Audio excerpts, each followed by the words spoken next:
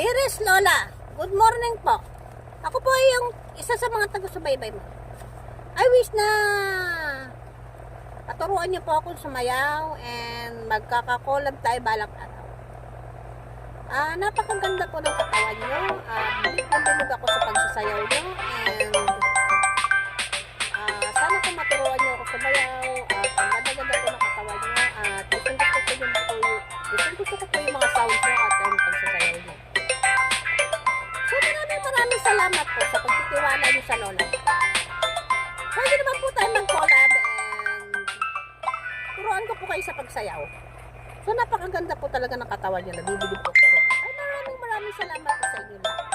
So thank you so much and ganun din po si Boy Caballo. Wala po yung stress ko kay Boy Caballo pag napapanood. I wish na marami ka pa pong napapasayang tao. Lola. Thank you so much po. God bless. Liham lang po kayo kay Lola at babasahin po ito ni Lola at salamat sa mga sumusubaybay kay Lola at saka kay Boy Caballo. Thank you so much. God bless. Good morning everyone. I love you all. Miss you all. Thanks to all over the world, all over the country, all over the Philippines sa mga tumatangkilik kay Lola nyo. Mostly sa iba't ibang bansa. Thank you so much po. I love you all. Lumiham lang po kayo kay Lola. Pwede po tayo mag-collab. Thank you po. Sana po napapasaya po kayo lagi ni Boy Caballo and ni Lola. Mawawala po lagi yung mga stress nyo. I wish na so gandang-ganda po siya sa katawan ko and sa pagsasayaw ko.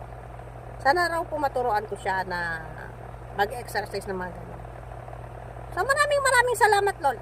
Ay maraming salamat po. So araw-araw lang po tayo mag-exercise kasi kailangan po natin ng katawan niya. Kailangan po ng katawan natin ng araw-araw na exercise. So araw-araw po ang exercise para po papanatili yung magandang inyong mga katawan, mga iho, mga iha. Kailangan po talaga natin mag-exercise araw-araw. Automatic po yan para gumanda po ang ating mga katawan. Sabayan din po natin ang diet na pagkain. Ang kain po natin ay konti-konti lang.